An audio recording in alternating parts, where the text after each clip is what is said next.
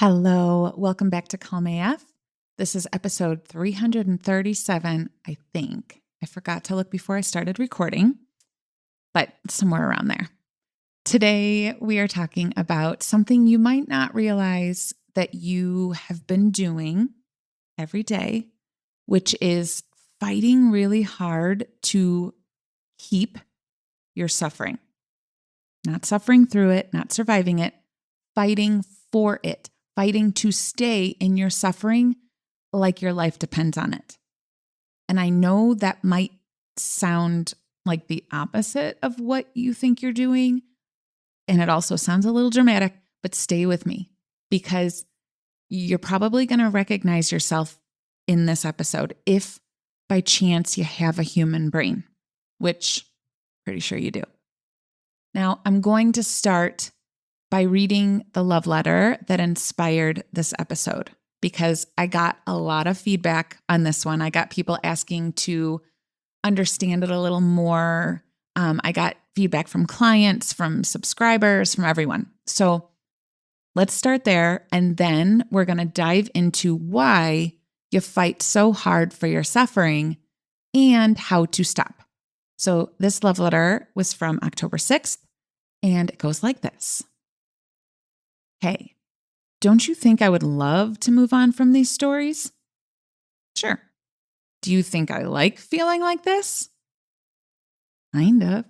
Don't you think I am sick of being in this cycle? Not yet. Don't you think I would slow down if that was even a possibility? No. I've got bills to pay. I know. And people who need me. Yes. I want to be happy. I want to take a break. I want to believe that it's all going to work out, but I always end up back here. Yes. How do I stop? Stop fighting so hard for your suffering. I know, but stop fighting so hard for your suffering. You're right. I just stop fighting so hard for your suffering. All right, let's dive in.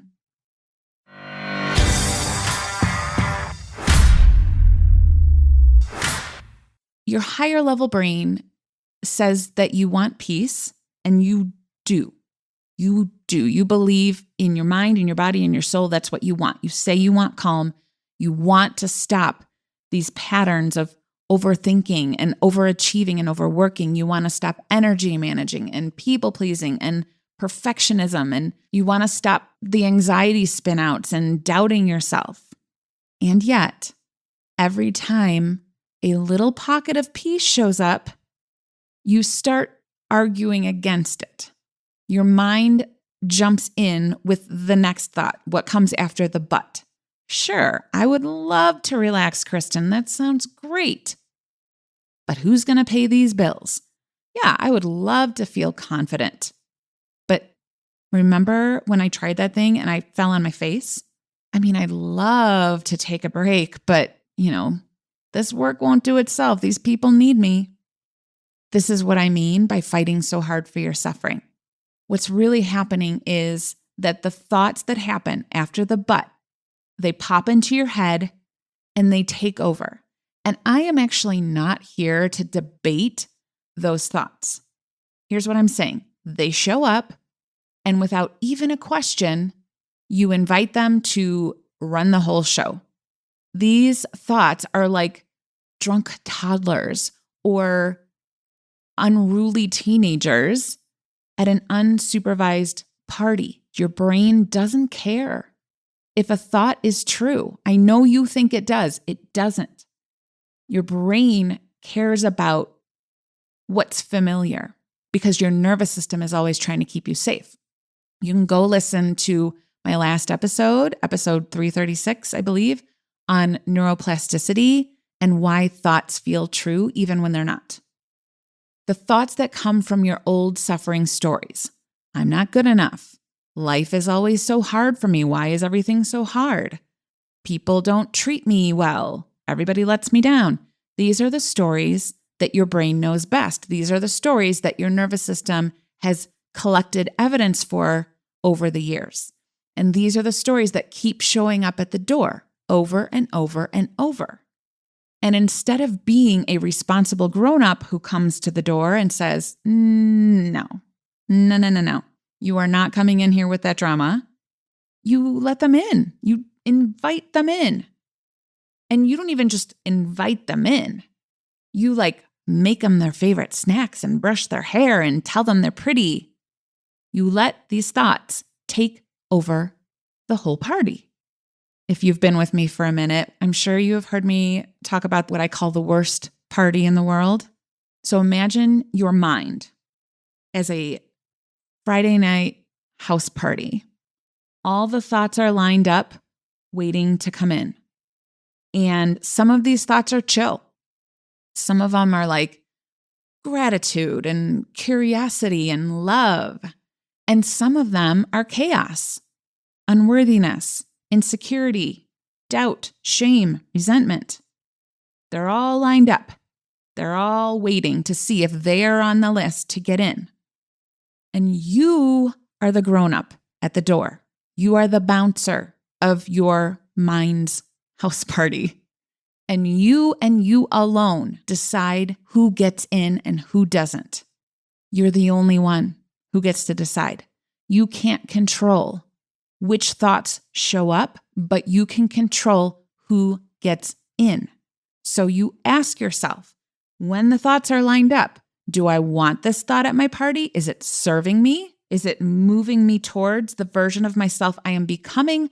Or is it indulging in patterns that I'm just done repeating? Now, here's what happens for most of us. We don't show up as the responsible grown-up at the party. Most of the time, you hand your guest list to your anxious teenage self.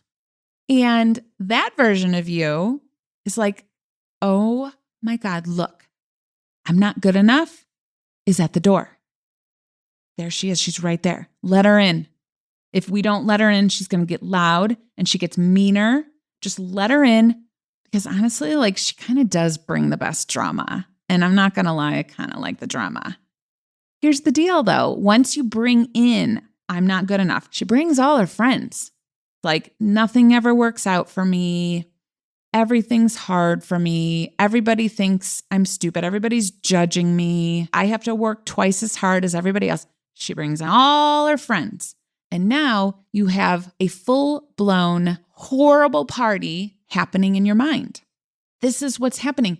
You aren't healing these stories. You aren't moving on because you're too busy hosting your suffering. You're the hostess with the mostest at the worst party ever. It's time to stop being the hostess and start being the bouncer. You can throw a party, you just need to curate the guest list. And for now, this list needs to be short and intentional. So how do you stop letting them in? How do you stop fighting so hard to keep your suffering thoughts and your suffering stories well fed in your mind? First, you have to choose every morning to be the grown-up, the bouncer. The first thing you do is choose. Today I am the bouncer in my mind. This is why I send my love letters daily, because you will not remember this on your own. Even the most disciplined humans still have human brains. The autopilot settings pull us back into our old stories without our consent. It's autonomic. It's our autonomic nervous system. You have to use reminders that anchor you in to being the grown-up first thing every single morning. Every single morning. When you're on vacation, when it's a Sunday, every morning you have to choose it. If you don't have a way of remembering that, sign up for the love letters. The link is in the show notes. So first thing, start every day aware. Set your intention. Second, now that you are the bouncer, now that you are the grown-up, you're not afraid of these thoughts. They're not scary.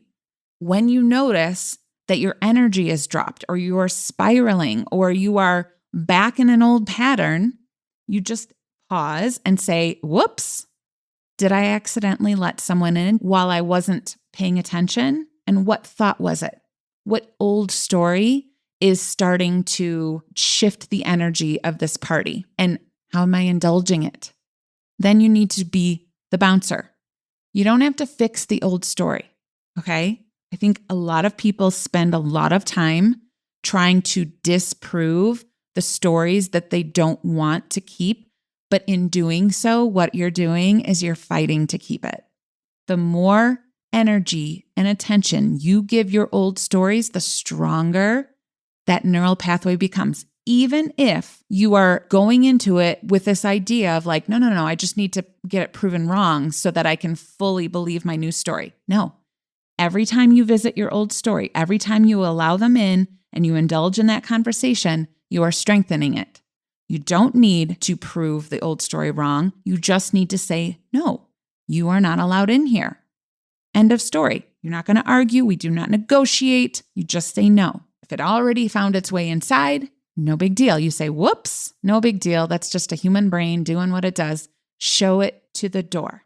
Take a deep breath, unclench your jaw, drop your shoulders, let your nervous system know that it is safe to let this old story be released.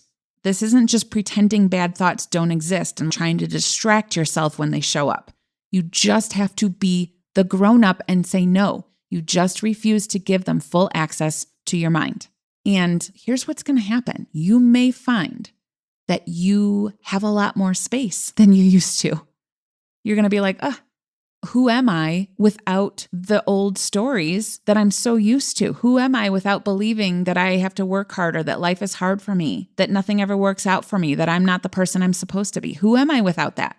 Instead of trying to answer that question, go out and find the thoughts that you want at your party. Look for proof of your new story, proof that you're safe and you're capable and you're loved and you're powerful.